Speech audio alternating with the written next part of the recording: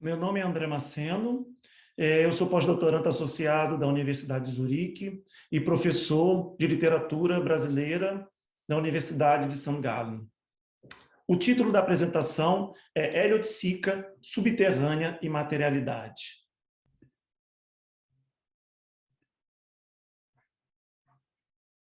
Durante a sua estada em Londres, o artista visual brasileiro Helioticica redige o texto Subterrânea em 21 de setembro de 1969.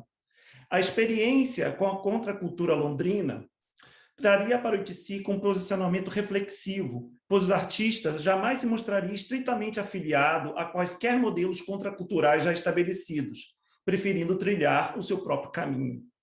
Ele escreveria textos de teor crítico propositivo acerca das possibilidades de criação e projeção dissidentes da arte brasileira, e no sentido mais amplo a latino-americana, diante do contexto mundial, além de pôr em xeque as formas de recepção e acolhimento das obras produzidas fora dos eixos estadunidense e europeu.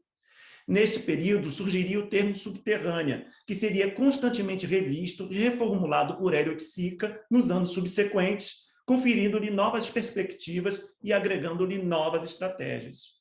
O meu enfoque aqui será a primeira versão desse texto, a sua versão manuscrita, que permitirá entrever características formais e, a meu ver, conceituais e imagéticas. Buscarei demonstrar como o texto pode apontar pistas sobre o próprio fazer de Hélio Oiticica, que estava às voltas com o argumento e o exercício de ativação de um estado de subterrânea. Para isso, é preciso ater-se aos direcionamentos do olhar proporcionados pelo texto, aos movimentos de continuidades, saltos e interrupções que o manuscrito suscita.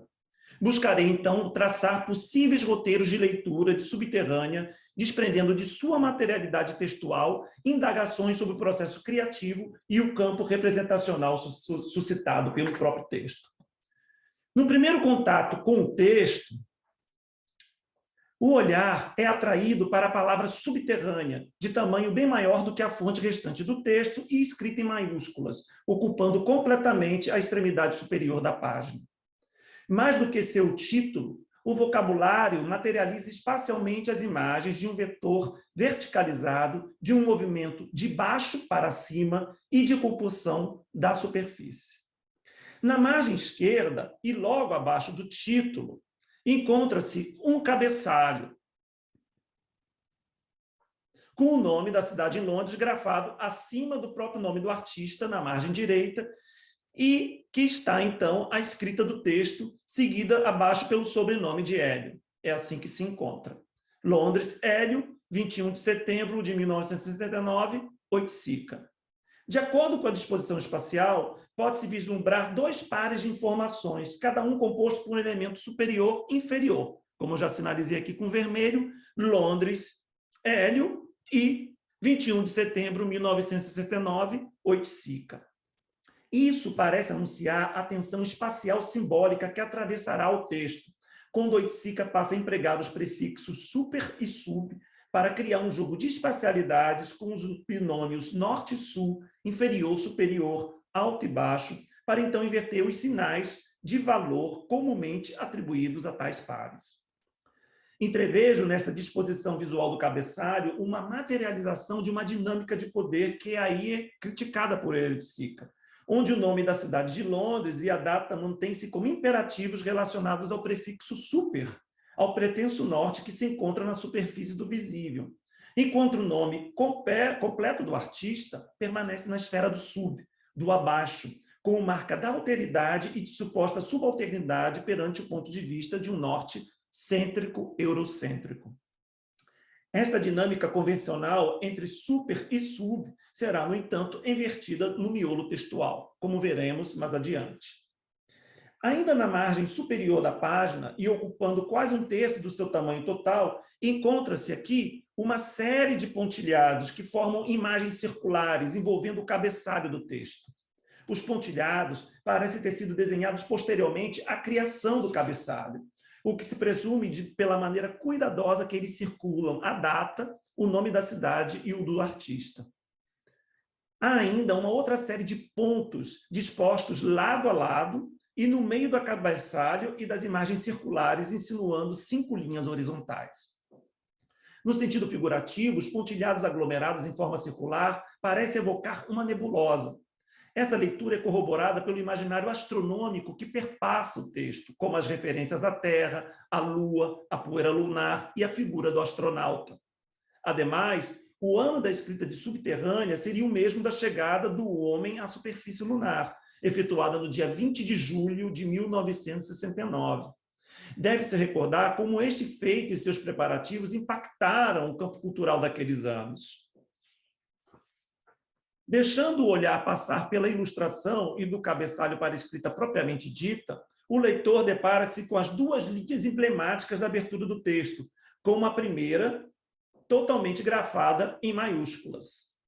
Cito: sou eu, é você, é América Latina, sul-sub, embaixo da terra, longe do falatório, dentro de você. Dois roteiros de leitura possíveis e interdependentes podem ser traçados por meio dessas linhas iniciais. Um primeiro, a partir da relação demarcada pelos agentes evocados. Sou eu, é você. E seus territórios é a América Latina, sul, assim como as posições ocupadas, sub, embaixo da terra, dentro de você, e seu grau de proximidade e de distanciamento com outros territórios ou posturas, longe do falatório. Esta dinâmica já sinaliza as tensões espaciotemporais e agenciais problematizadas ao longo de Subterrânea e que, ademais, operam como ideias disparadoras do fluxo escritural empreendido pelo artista. Um segundo roteiro é sugerido pela disposição espacial em que as duas linhas se encontram, permitindo lê-las verticalmente, ou seja, em direção descendente e privilegiada no texto como um movimento rumo à Terra, de um enterrar, e que não deixa de ser uma leitura condizente com as premissas éticas apresentadas por Hélio de Sica. A partir desta leitura vertical, ou seja, de cima para baixo, o olhar depara-se com três núcleos, a saber, sou eu, é você embaixo da terra, é América Latina longe do falatório e sul-sub dentro de você. Esses núcleos permitem entrever os elementos primordiais de Subterrânea como um convite a um esforço coletivo de retomar um contato com substratos culturais desprezados e suas disparidades, e a positivação de um contexto latino-americano como um território distanciado de um norte falacioso, falocêntrico, e, por outro lado, próximo ao caráter pré-discursivo do grito como expressão ético-estética, e a percepção de um sul subterrâneo, um sul submundo, ou seja, de um redundante sub-sub introjetado no sujeito latino-americano. A disposição espacial de Subterrânea ressignifica, ademais, a dinâmica da verticalidade. Se tomamos a palavra subterrânea como a primeira informação textual legível, verificamos que o seu tamanho e ocupação na extremidade superior da folha parecem dotá-la de uma identidade que vai para além de configurá-la como mero título de um enunciado. Ali, Oiticica inverte a lógica cultural residida na tensão verticalmente polarizada, conferida aos movimentos ascendente e descendente, que são simbólica e comumente interpretados como pertencentes aos territórios do puro e do impuro, um sendo comumente relacionado às partes altas e o outro às partes baixas. Um estaria para o espaço da alma, enquanto o outro para o do corpo. O primeiro seria o sinal do desenvolvimento imperante e o segundo, o do subdesenvolvimento e da submissão. Em certo sentido, Oiticica chega inclusive a implodir estas categorias simbólicas justamente ao utilizar pretensas espacialidades superior-inferior de forma torcida, quando, por exemplo, apresenta a imagem atmosférica da Lua e a de si como astronauta na margem inferior do texto, a saber, eu sou o astronauta, o Brasil é a Lua. Fecha citação.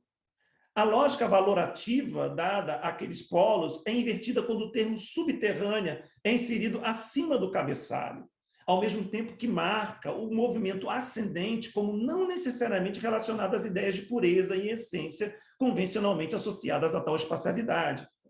Subterrânea, portanto, um movimento a contrapelo da submissão para tornar-se uma missão do sub, isto é, a do dizer sim para a busca de saídas possíveis e propositivas, apesar dos contratempos.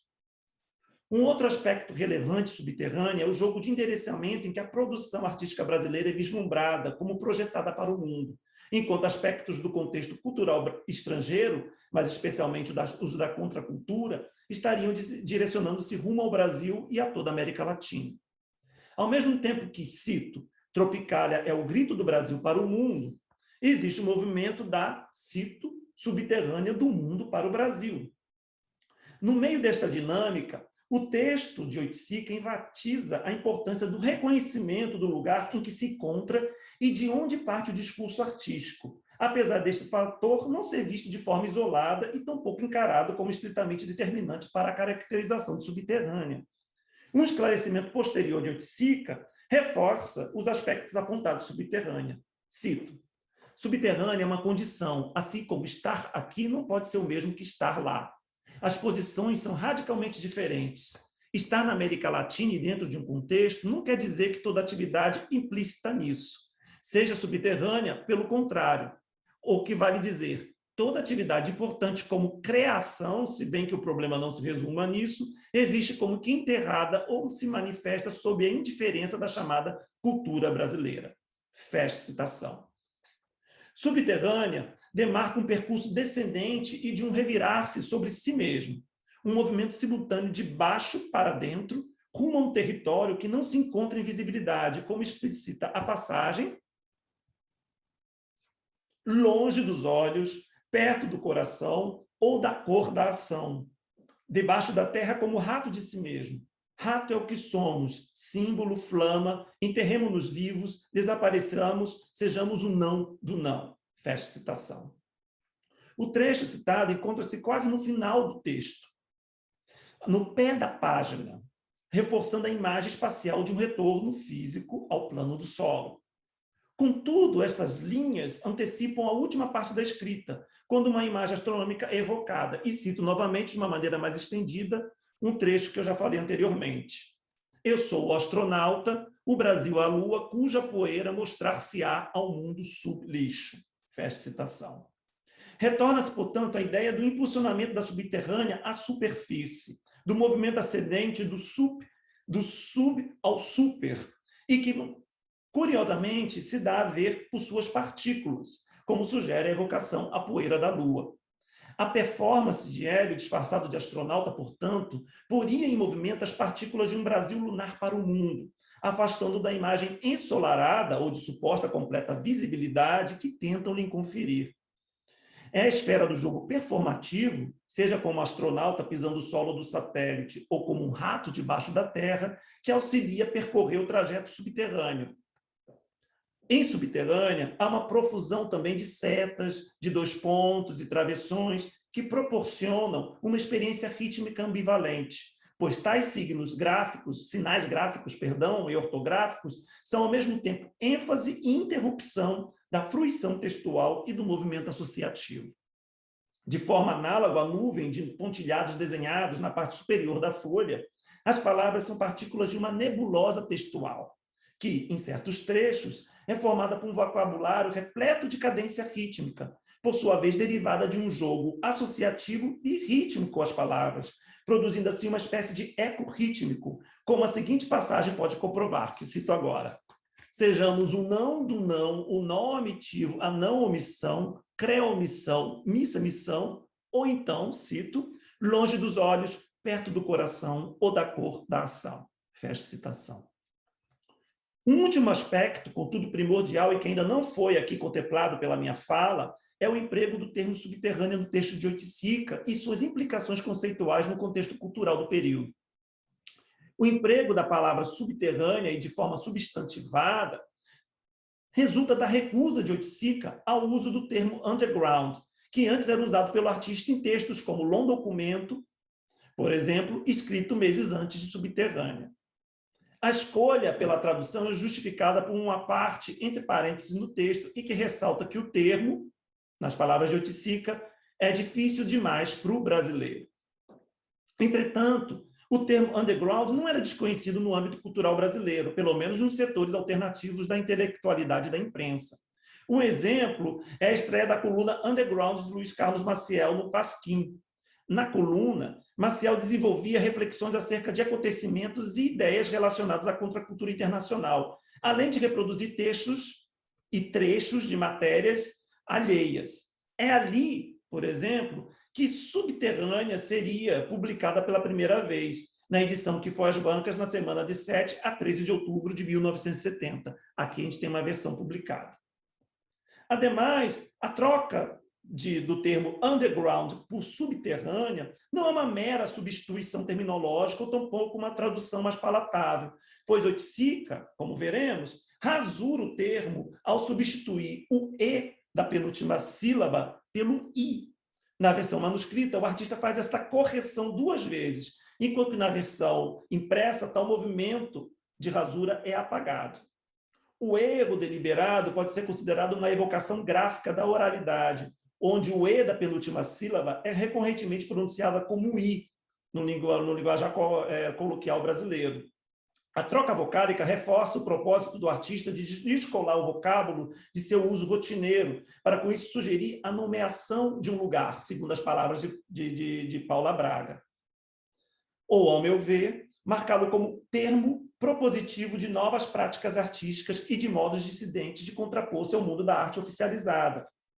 É fato que em textos posteriores, como Experiência Londrina, Subterrânea, de 1970, Oiticica passaria a utilizar a grafia gramaticalmente correta.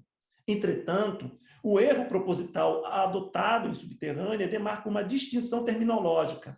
Assenta-se, portanto, um neologismo. Com a grafia subterrânea, ativa-se, portanto, uma gama diversa de referências contraculturais, mais terceiro-mundistas, mais latino-americanas e, portanto, desprendidas da carga simbólica do termo inglês, por sua vez bastante atrelado ao âmbito contracultural internacional. Por um lado, então, é possível entrever uma proposição da Subterrânea como absorta na ideia cultural de que algo que não alcança a superfície precisa ser resgatado, como se determinados substratos culturais detivessem um certo estado de latência e onde residiria algo ainda não inteiramente manifesto. Mas, a meu ver, portanto, Subterrânea não trata propriamente de uma liberação do reprimido, mas do movimento de retomada do aniquilado a partir de seus restos. De certa forma, e de forma análoga, pode ser inferido que a materialidade subterrânea não pertence ou não permanece sempre por debaixo, como costumeiramente se pensa. É a superfície mesma desta materialidade, e neste caso o texto de Oiticica, que se apresenta como subterrânea, ou seja, como um processo de irrupção e mobilização na superfície de registros marginalizados, procurando fazê-los germinar no espaço da folha e no campo da linguagem de forma utópica. A título de conclusão, perguntamos-nos se no texto de Oiticica residiria uma certa recalcitrância, um certo espaço de sentido que resiste a decifrações. Quizá seja mais produtivo considerar o Subterrânea a partir daquilo que Greg Dworkin fala sobre equipamentos de desorientação, né? Quando os textos são vistos mais como relações performativas do que como comunicantes de referências semânticas, quando são encarados mais como atuantes do que como repositórios de significados convencionais. A dinâmica desorientada de Subterrânea abre espaço para diversos caminhos possíveis de aproximação e potencializa o desnoteio da leitura e da percepção. O movimento do olhar experiencia um estado de errância ao deparar-se com a materialidade subterrânea, que se compõe por uma constelação de ideias combináveis e que se disseminam no espaço da folha, ao mesmo tempo que as conjuga como uma espacialidade textual, onde as extremidades são ocupadas por termos-chave e a representação visual está repleta de sinais gráficos e ortográficos. Mesmo que aqui busquemos traçar roteiros possíveis de leitura descritiva analítica de Subterrânea, tal empreendimento jamais será, e tampouco pretende ser, coeso e suficiente, pois jamais abolirá a capacidade inesgotável dos textos de Oiticica de se apresentarem múltiplos nas possibilidades de leitura de sua materialidade textual, que, por sua vez, deixa entrever a dimensão utópica de um mundo germinado pelo artista. Muito obrigado.